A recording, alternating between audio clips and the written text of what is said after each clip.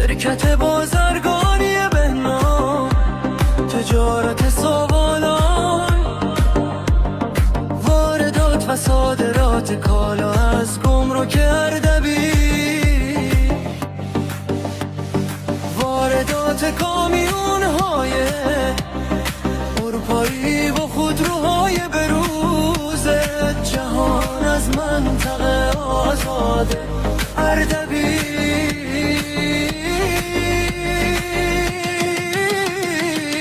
بهنام مرسلی